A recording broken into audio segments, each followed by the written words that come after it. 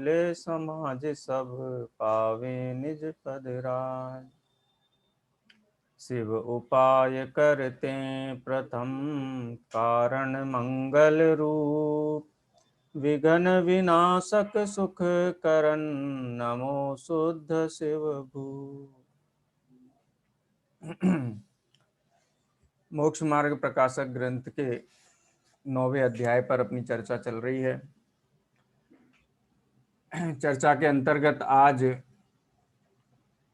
हम जिस प्रकरण पर चर्चा करने वाले हैं बहुत महत्वपूर्ण है, थोड़ा जटिल भी है। जैसी चर्चा अभी शुरुआत में थी उसकी तुलना में थोड़ा जटिल प्रकरण है, लेकिन बहुत अच्छा है। जो चीज़ कठिन होती है उसको समझ के लाभ अधिक होता है, इसलिए कठिनाई अगर कठिन है तो माने अच्छा है, ये क्वालिटी वाली चीज़ है। क्योंकि जीव का कर्तव्य क्या है, क्या करे, मोक्ष जाना है। कई ग्रंथों में तो अष्टपावड़ ग्रंथ में एक गाथा है, कालादि लब्धिये, कालादि लब्धि से जीव मोक्ष जाता है। तो कालादि लब्धिये शब्द का प्रयोग किया तो काल, लब्धि, भवितव्यता, निमित्त, स्वभाव और पुरुषार्थ, ऐसे 5 समवाय पूर्वक जीव मोक्ष जाता है। यानी 5 समवाय रूप व्यवस्था बनने पर जीव के सुखरूप अवस्था का मार्ग प्रशस्त होता है। इस प्रकार से भी आता है शास्त्र में। और जब सीता का वनवास का प्रकरण जहाँ है पद्म पुराण में, वहाँ भी 5 समवायों के संबंध में एक श्लोक रविसेनाचार्य ने दिया। 5 समवायों का नामोल्लेख की बहुत कम ऐसी जगह हैं जहाँ मूल शास्त्रों में हमें मिलते हैं, जिसमें से एक पद्म पुराण की जो कारिका है, छंद है, वहाँ भी 5 समवाय का उल्लेख है। यहाँ इतनी बात तो पंडित जी साहब समझा करके यहाँ तक पहुँचे कि जीव का जो हित है वो मोक्ष में है, मुक्त होने में है। जब तक बंधन में है तब तक दुखी है, मुक्त होकर के ही सुखी होगा, ये बात तो एकदम स्पष्ट है।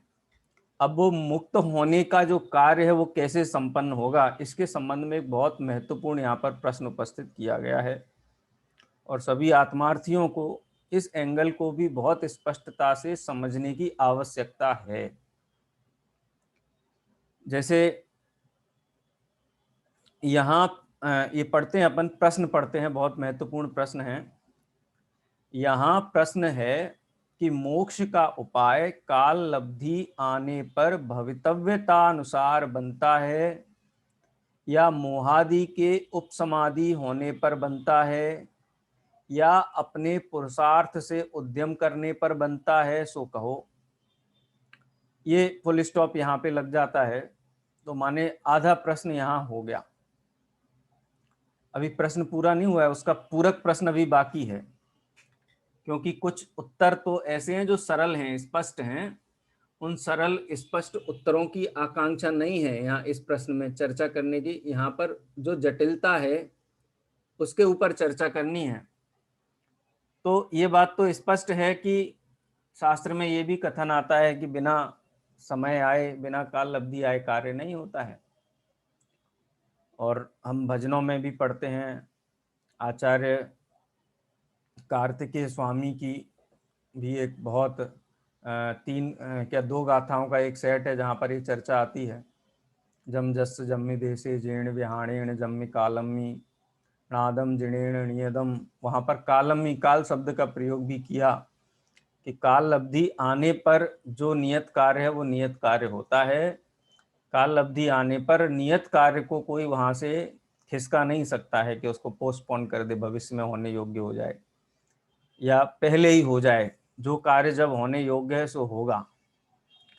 एक हम प्रथमा नियोग की दृष्टि से भी देखें तो भगवान आदिनाथ के समोसरण में मारीची के जीव ने जब ये सुना, मतलब भगवान महावीर के जीव ने, वहाँ तो मारीची था, वर्तमान निगम ने अगर लगाया जाए तत्काल, तो मारीची ने ये सुना भगवान आदिनाथ के समोसरण में कि 24वें तीर्थंकर के रूप में इसी भरत क्षेत्र के जो 24 तीर्थंकर हैं उनमें अंतिम तीर्थंकर होंगे।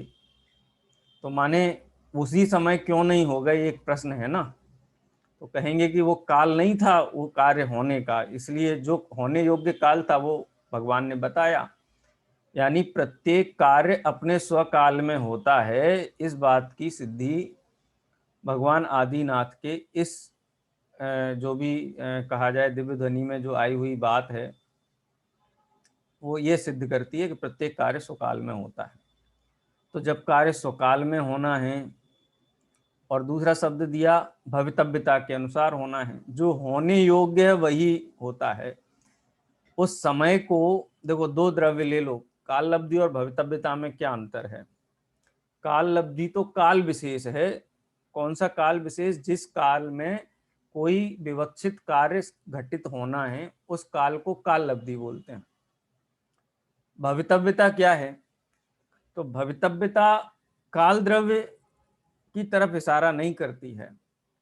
भवितव्यता इशारा करती है उस द्रव्य की तरफ जो द्रव्य स्वयं परिणमित होने वाला है, लेकिन समय आने पर ही द्रव्य का उस पर्याय रूप परिणमित होना, ये उस द्रव्य की भवितव्यता है। जैसे खदान में पड़ी हुई मिट्टी घड़ा कब बनेगी? तो अपने स्वकाल में बनेगी, जब घड़ा बनने का काल आएगा तब बनेगी।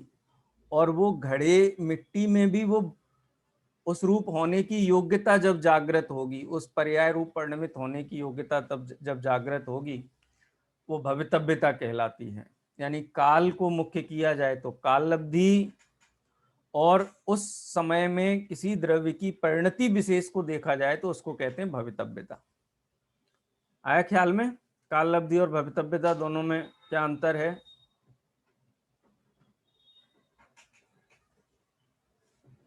पुष्टि कीजिए, आप लोग बोलेंगे तब आगे बढ़ूंगा मैं। जी सर। सर अभी मतलब ये तो समझ में आ गया कि हाँ, काल लब्धि मतलब जिस काल विशेष पे कोई कार्य होना है, और भवितव्यता भी तो वही है कि मतलब खदान में पड़ी मिट्टी कब बनेगी, वो भी तो काल लब्धि ही हुई है। तो एक ही चीज, लेकिन एक में काल द्रव्य मुख्य है और एक में जो द्रव्य स्वयं परिणमित होने वाला है वो मुख्य है ना ख्याल में? हाँ, जब ये मेरा मैं इस कार्य रूप परिणमित होने योग्य हूँ इस समय में, तो मेरी तरफ से कथन किया जाएगा तो यही होनहार थी मेरी, तो मैं ऐसा हुआ। ठीक है, तो होनहार वो द्रव्य विशेष की तरफ को मुख्य करता है। तो दोनों ही, दोनों क्या पांचों ही समवाय हैं। पांच समवाय के बिना कार्य नहीं होता है। कालादि लब्धि है, मोक्ष होता है तो कैसे होता है? तो कालादि लब्धि की प्राप्ति होने पर मोक्ष होता है, ऐसा बहुत स्पष्ट शब्दों में कथन है इसमें अष्टपाहुड़ में। लेकिन जिस समवाय को मुख्य किया जाए उसकी विवक्षा से कथन हो जाता है। एक कार्य में अनेक कारण होते हैं, तो हम क्या करें मुक्त होने के लिए, मोक्ष जाने के लिए? वो यहाँ पर विषय है कि काल लब्धि सर इसको ऐसा ले लेना अपन।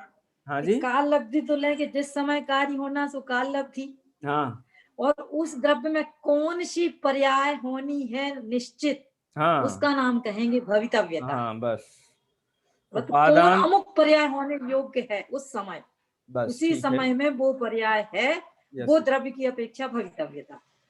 जैसे ये पांच समवाय है ना, अगर अपन इनका विभाजन करें तो काल, एक तो काल की मुख्यता से है एक समवाय, एक समवाय पर द्रव्य की मुख्यता से जिसको हम निमित्त कहते हैं। बाकी भवितव्यता और स्वभाव और पुरुषार्थ ये उपादान की तरफ से है ना ख्याल में? क्योंकि तत्समय की योग्यता ही भवितव्यता है। तत्समय में जो कार्य होने योग्य था वही हुआ, जो होनहार थी वही हुई, जो भवितव्य था जिस द्रव्य का वही हुआ। तो किसी समय विशेष में किसी द्रव्य का किसी पर्याय विशेष रूप परिणमित होने की योग्यता को भवितव्यता कहते हैं। तो जब होना होगा तब हो जाएगा। शास्त्र में तो कहा है ना, भवितव्यता बलवती है, जो होनहार वो बहुत बलवान है।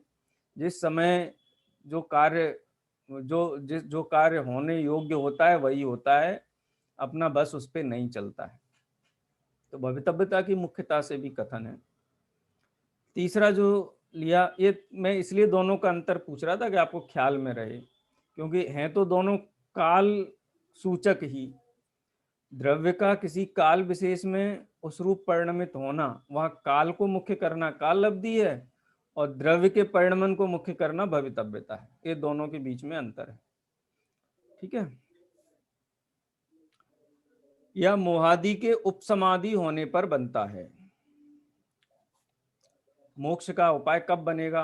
काल लब्धि आने पे बनेगा, भवितव्यता पे बनेगा, या अभी तो पूरा हमने प्रकरण पढ़ा 5 लब्धि का, वहां तो यही कहा कि जब कर्म का उपसमाधि होगा तो सम्यक दर्शन होगा।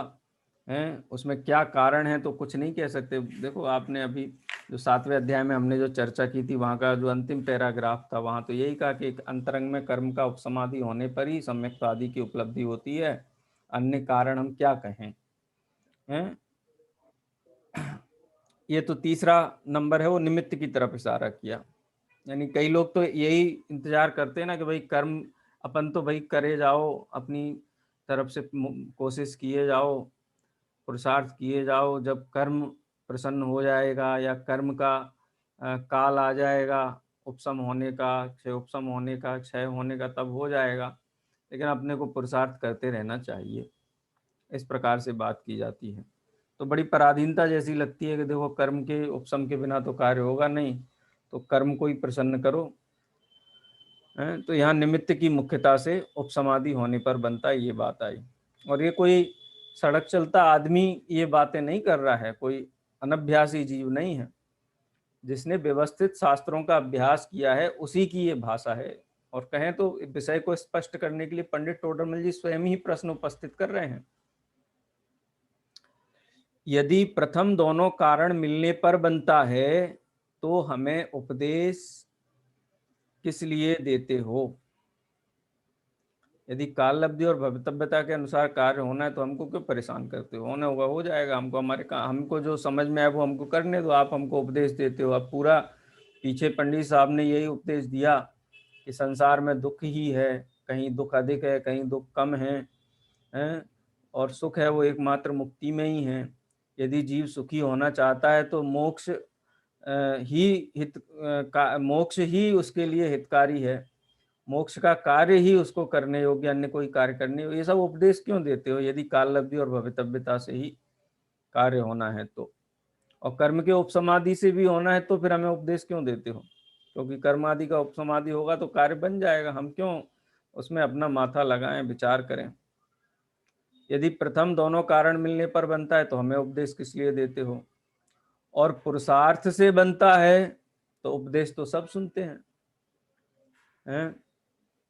सभी लोग उपदेश सुनते हैं। असंख्यात जीव भगवान के समोशरण में दिव्य ध्वनि का लाभ लेते हैं। भवनवासी देव, व्यंतर देव, ज्योतिष देव, कल्पवासी देव, और मनुष्य और त्रियंश है, उनकी संख्या तो खैर संख्यात है, सीमित है, लेकिन इनकी संख्या तो कितनी बड़ी भारी संख्या होती है। उपदेश सुनते हैं तो सभी क्यों नहीं मोक्ष का उपाय करते हैं? यदि पुरुषार्थ से बनता है तो उपदेश सब सुनते हैं। इनमें से कोई उपाय कर सकता है, कोई नहीं कर सकता है, सो कारण क्या है? अब यहाँ उपदेश सुनने को पुरुषार्थ कहा गया है। वैसे तो पुरुषार्थ की जो परिभाषा है, आध्यात्मिक परिभाषा कहो या जो स्वाधीन स्वतंत्र परिभाषा कहो, वो अलग है। वो भी स्वरूप बहुत जबरदस्त है। शायद हमने पिछली कक्षाओं में उसकी चर्चा भी की, पुरुषार्थ सिद्धि उपाय ग्रंथ में की थी ना। कौन सा श्लोक था, याद है? पुरुषार्थ सिद्धि उपाय ग्रंथ के नाम के ऊपर एक श्लोक था, शायद 9वें नंबर का था, 9वें नंबर का छंद था। अस्ति पुरुषचिदात्मा विवर्जिता स्पर्श रसगंध वर्णय गुण पर्याय संवेता विविक्तम स्पर्श रस गंध वर्ण छंद अभी मुझे एकदम से स्पष्ट याद नहीं आ रहा है, लेकिन उसमें भी पुरुषार्थ की चर्चा की थी। उसकी जो सम्यक ज्ञान चंद्रिका जो टीका है, अथवा जो गोमट सार की टीका है, जीव तत्व प्रदीपिका टीका, वहाँ पर पुरु सेते, पुरु माने चेतना गुण, सेते माने स्वामी होकर के प्रवर्तन करे। जो चेतना गुण का स्वामी होकर के प्रवर्तन करे वही पुरुषार्थी है। माने मैं ज्ञाता दृष्टा हूँ और ज्ञाता दृष्टा भाव का ही स्वामी बनूं, देह का स्वामी नहीं बनूं, पर द्रव्य का स्वामी नहीं बनूं, पर के परिणमन का स्वामी नहीं बनूं, ज्ञान दर्शन भाव रूप ही परिणमित हूं, यही सच्चा पुरुषार्थ है। वहां पुरुषार्थ की वो परिभाषा है। लेकिन यहाँ पंडित जी साहब एक व्यापक का मतलब होता है ना, निमित्त और उपादान दोनों को शामिल करके निश्चय और व्यवहार, मतलब व्यवहार में जो कारण कार्य आदि मिला करके जिसको हम पुरुषार्थ कहते हैं, उद्यम करना, पढ़ना, लिखना, सुनना, समझना, ये सब की तरफ यहाँ पर इशारा किया गया है। तो पुरुषार्थ से बनता है, तो उपदेश तो सब सुनते हैं, उपदेश सुनना माने पुरुषार्थ। इसको पंडित जी की सहमति नहीं है इस चीज को, क्योंकि पुरुष ये 5 समवाय के संबंध में एक चीज और समझना विशेष, काल लब्धि किसको कहते हैं कि जब वो कार्य प्रकट हो उसी काल को काल लब्धि कहा जाता है। मानो वर्तमान समय में सम्यक दर्शन प्रकट हुआ है, तो सम्यक दर्शन प्रकट जिस काल में हुआ है उसको ही काल लब्धि कहा जाएगा, और सम्यक दर्शन रूप परिणमित हुआ जीव, उस पर्याय को होनहार कहा जाएगा, भवितव्यता कहा जाएगा। और कार्य होने पर जो सहचारी कारण हैं, जिनके ऊपर अनुकूलता का आरोप आया है, वो सब निमित्त कहे जाएंगे। अंतरंग निमित्त में कर्म का उपसम आदि कहे जाएंगे, बहिरंग निमित्त में तीर्थंकर का, शास्त्र, देव शास्त्र, गुरु, अथवा कोई वेदना, अथवा जाति स्मरण, अथवा कोई ऐसा प्रतिकूल दृश्य देख लें, अथवा चिंतन इस प्रकार का हो जाए। बहुत सारे निमित्त कारण हो सकते हैं, लेकिन वो निमित्त कब कहलाएंगे? जब कार्य होगा। कार्य नहीं होगा तो निमित्त किसको कहेंगे? ठीक है। और पुरुषार्थ माने वो कार्य प्रकट हुआ है, उसकी अनंतर पूर्व क्षणवर्ती पर्याय अथवा तत्समय में होने वाली पर्याय को पुरुषार्थ कहा जाएगा। सम्यक दर्शन की दिशा में उपदेश आदि सुने, लेकिन सम्यक दर्शन नहीं हुआ तो ये सम्यक दर्शन का पुरुषार्थ तो नहीं होगा। क्यों? क्योंकि सम्यक दर्शन प्रकट हुआ है तो वो पुरुषार्थ नाम पाएंगे। हुआ ही नहीं है, जब कार्य नहीं हुआ तो 5 समवाय कहाँ से आए? विवाह होगा तो कोई वर कहलाएगा, कोई वधू कहलाएगा, कोई बराती कहलाएंगे। अब विवाह ही नहीं है तो किसको वधू, किसको वर, किसको बराती, किसको संज्ञाएं देंगे? तो ऐसे ही 5 समवाय जो हैं, कार्य होने पर ही ये 5 नाम पाते हैं। कार्य नहीं हुआ तो कैसे नाम पाएंगे? कारण तो किसे कहेंगे कि जो कार्य के जो कारण अन्वयी हेतु हैं, उनको कारण कहा जाता है। कार्य के अन्वयी हेतु, अन्वयी माने जिनके होने पर कार्य नियम से हो और जिनके ना होने पर कार्य ना हो। निमित्त भी अन्वयी कारण हैं, काल लब्धि भी अन्वयी कारण है, भवितव्यता भी अन्वयी कारण है, पुरुषार्थ भी अन्वयी कारण है, स्वभाव भी अन्वयी कारण है। माने ये होने पर ही कार्य होता है। अनादिकाल से आज तक कोई ऐसा कार्य हुआ हो कि जिसमें कम से कम एक आध समवाय मिसिंग हो? ऐसा हुआ कभी कार्य? नहीं हुआ। तो कार्य होने पर वो तो 5 समवाय देखे जाते हैं। 5 समवाय की जरूरी है, और जहाँ कार्य नहीं होता है वहां कोई नाम ही नहीं पाता है समवाय का। तो ये रहस्य है इसके भीतर। तो ये कुछ तो शास्त्र आधारित बातें जो प्रश्न में हैं वो तो टू द पॉइंट हैं, लेकिन कुछ स्थूल बातें भी हैं। उपचार को भी सिद्धांत के रूप में प्रस्तुत किया गया है, क्योंकि यदि प्रश्न ही कहना चाहिए कि स्ट्रॉन्ग इतना हो, अकाट्य हो, जिसका उत्तर ही संभव ना हो, ऐसा तो प्रश्न नहीं हो सकता है। तो प्रश्न में ये उपचार वाला जो कथन है, तो उपदेश आदि सुनना क्या सम्यक दर्शन का पुरुषार्थ है अथवा क्या नहीं है? दोनों ही तरफ से विचार करना चाहिए। अगर कोई कहे उपदेश सुनना सम्यक दर्शन का पुरुषार्थ नहीं है, तो इसका मतलब तो उपदेश सुनना ही नहीं चाहिए। तो असद्भुत व्यवहार से ही सही, लेकिन देव शास्त्र, गुरु, देशना, उपदेश आदि इनका ग्रहण करना, इनको सुनना, इनको विचार करना, ये पुरुषार्थ के खाते में इनको शामिल किया जाता है। लेकिन जब हम सूक्ष्मता से चर्चा करते हैं तो इनको बाहर कर देते हैं पुरुषार्थ की श्रेणी से, क्योंकि निश्चय नए से अगर पुरुषार्थ की चर्चा की जाएगी तो जो व्यवहार नए में जिन चीजों को पुरुषार्थ कहा गया है उनका निषेध सहज ही हो जाता है। क्योंकि यदि उपदेश आदि मात्र कोई पुरुषार्थ मान लिया जाए तो उपदेश तो अनेक जीवों ने सुना, तो सबको कार्य होना चाहिए ना, तो क्या उपदेश आदि सुनने मात्र कोई पुरुषार्थ कहा जा सकता है? प्रश्न ख्याल में आया आप लोगों को?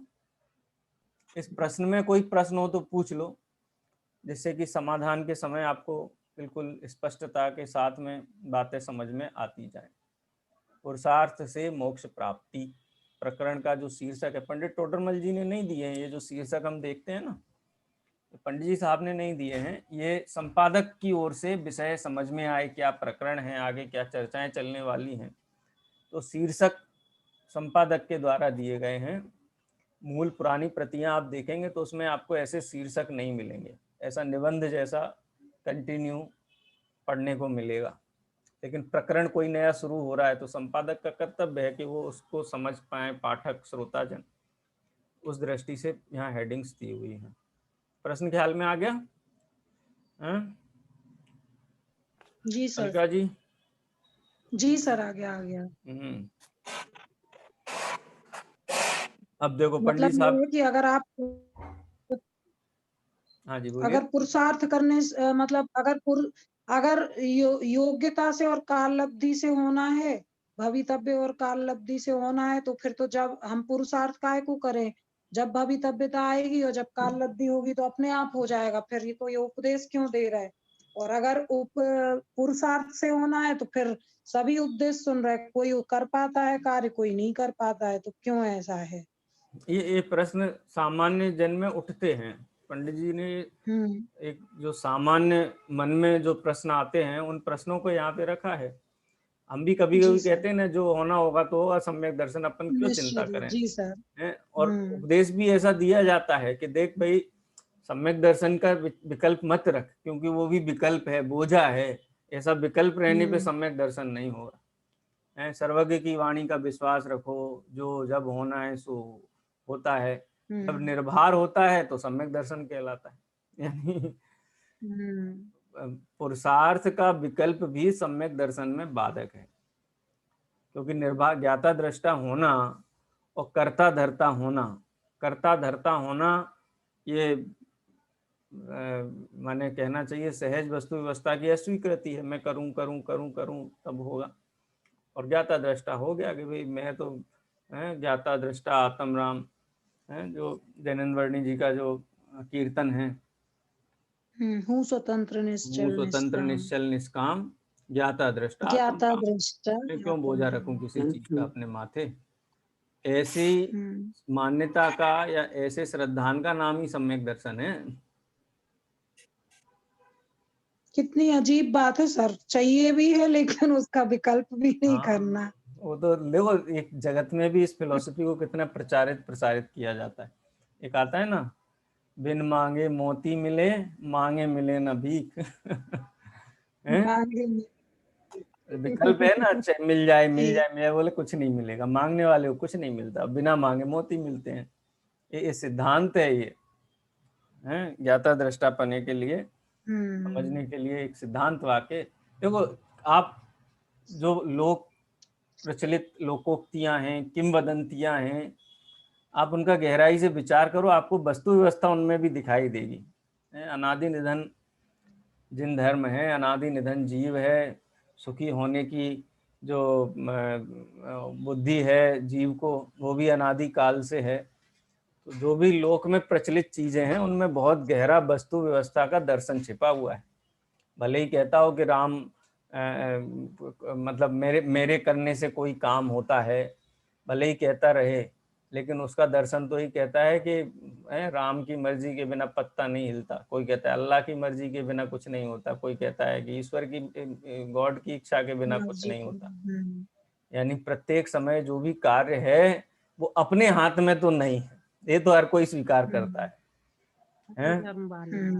अब वो वस्तु व्यवस्था का क्रम नियमित परिणमन के रूप में स्वीकार किया जाए, निर्भर हुआ जाए, वही पुरुषार्थ है सम्यक दर्शन का। खैर, प्रश्न बहुत सुंदर है, बहुत जबरदस्त प्रश्न है पंडित जी का। उसका समाधान, हाँ जी, ये इसमें ये दिया ना, पुरुषार्थ से उद्यम करने पर बनता है। हाँ दोनों ही पुरुषार्थ करना करना और उद्यम करना। उसकी चर्चा भी करेंगे। पुरुषार्थ करना, उद्यम करना, हाँ ये अलग अलग। हाँ, पुरुषार्थ से उद्यम करने पर बनता है सो कहो। या पुरुषार्थ अलग लिया और उद्यम अलग लिया। अपने पुरुषार्थ से उद्यम करने पर बनता है सो कहो। डॉक्टर साहब ने इसका बहुत खुलासा किया इन दोनों शब्दों का।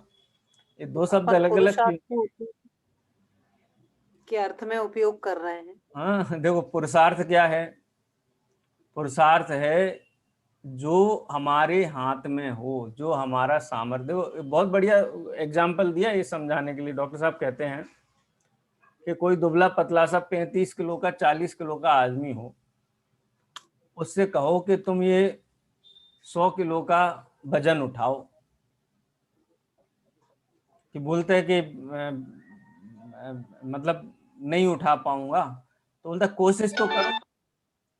तो कोशिश करने से उठा लेगा हैं? नहीं उठा पाएगा, उसमें कैपेसिटी नहीं है। हाँ, तो पुरुषार्थ का मतलब है जो सामर्थ्य है उस सामर्थ्य के अनुसार प्रयास करे। सामर्थ्य है जानने देखने की, और पुरुषार्थ करे पुद्गल में, परद्रव्य में, तो होगा हैं? नहीं होगा। यानी अगर एक स्पष्ट शब्द में कहा जाए तो पंडित जी साहब ये कहते हैं कि इसका सामर्थ्य है जानने देखने की, परद्रव्य में करने धरने की सामर्थ्य नहीं है। ज्ञाता दृष्टा रूप होने का उद्यम करे तो मोक्ष हो, तो मोक्ष का उपाय बने। लेकिन ये पुरुषार्थ से उद्यम नहीं करके, जो इसके अंदर पौरुष है ही नहीं, उसके लिए उद्यम बनते हैं। अनादिकाल से अभ्यास कर रहा है सुखी होने का। कैसे? 5 इंद्रिय के विषयों के सेवन से तो सुखी होना चाहिए ना। तो कहते वैसा इसका पुरुषार्थ ही नहीं है कि परद्रव्य का ग्रहण कर सके, परद्रव्य के गुणों को ग्रहण कर सके, परद्रव्य से कुछ भी ग्रहण कर सके। इसमें वैसा पुरुषार्थ ही नहीं है, तो उद्यम करता है खाली। तो पुरुषार्थ के बिना उद्यम करे तो कार्य की सिद्धि नहीं होती है। इसलिए उस जाति की क्षमता हो, उस जाति की प्रकृति हो, और उस प्रकृति के अनुसार प्रयास करे तो कार्य की सिद्धि होती है। ये बहुत मैंने दोनों शब्दों आपने अच्छा ध्यान दिला दिया, मैं ओवरलुक करके निकल जा रहा था। मैंने जब तत्वार सूत्र अपने पुरुषार्थ सिद्धि उपाय के 9वें छंद की जब चर्चा हो रही थी उस समय कोट किया था इस बात को, पंडित टोडरमल जी के इस कथन को, कि पुरुषार्थ से उद्यम करने पर होता है। ख्याल में आ गया? जी सर। ये पुरुषार्थ और उद्यम के बीच में क्या अंतर है? कौन बोलेगा?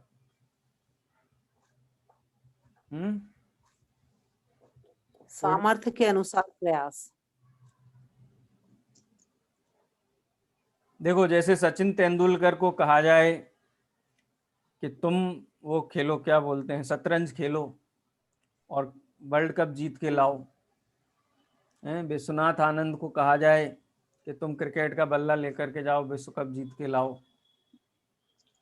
तो उस रूप उनका पुरुषार्थ नहीं, उदाहरण स्थूल हैं, उस रूप उनका पुरुषार्थ नहीं है।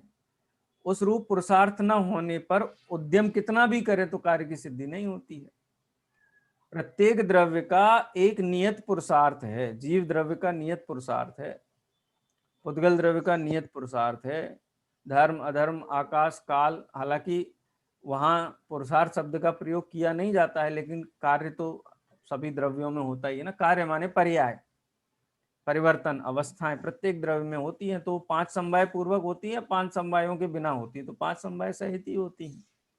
तो प्रत्येक द्रव्य का अपना अपना पुरुषार्थ है। पुद्गल का स्पर्श रसगंध वर्ण रूप होने रूप परिणमित होने का पुरुषार्थ है, तो स्पर्श रसगंध रूप परिणमित होता है। जीव का पुरुषार्थ स्पर्श रसगंध वर्ण रूप परिणमित होने का नहीं, और न ही अन्य द्रव्य को परिणमित कराने का पुरुषार्थ है।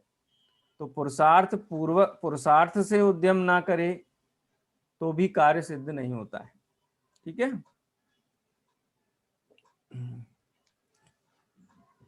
चलिए आगे देखते हैं। कठिन लग रहा है ऐसा मुझे लग रहा है, नहीं तो आपकी प्रतिक्रियाएं निरंतर आती रहनी चाहिए। बहुत जबरदस्त विषय है ये। पूर्णिमा जी बोलिए, मैंने आपको बोला था। पुरुषार्थ और उद्यम में दोनों में क्या अंतर है? पंडित साहब ने 2 बार शब्दों का प्रयोग क्यों किया?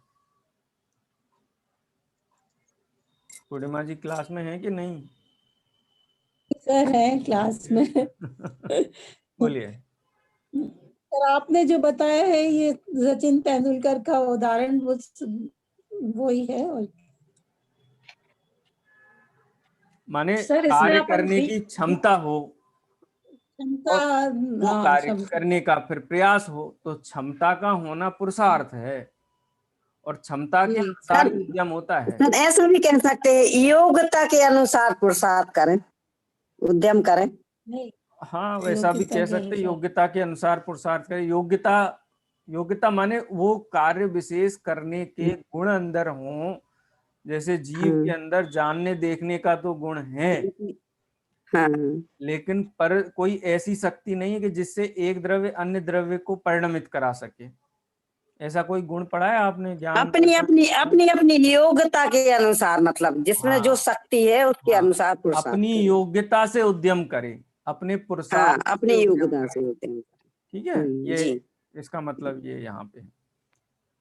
सर इसमें अपन वीर गुण लें तो वीर गुण की पर्याय है ना पुरुषार्थ, समस्त द्रव्य में वीर गुण है। देखो, वीर्य गुण का मतलब होता है कि द्रव्य के अंदर जो भी पर्याय होती हैं, उन पर्यायों का जो सृजन करता है, रचना करता है, उसको वीर्य गुण कहते हैं। आपने अगर 47 शक्तियों में वीर्य शक्ति की परिभाषा पढ़ी हो, तो केवल ज्ञान रूप पढ़ी है। पर्याय हुई, तो उस केवल ज्ञान रूप पर्याय की रचना की सामर्थ्य देने वाला गुण है, जिसको बोलते हैं वीर्य गुण। वीर गुण। प्रत्येक गुण का अपना अपनी योग्यता है। प्रत्येक गुण की अपनी अपनी योग्यता को तत् संबंधी गुण का पुरुषार्थ कह सकते हैं। ठीक है।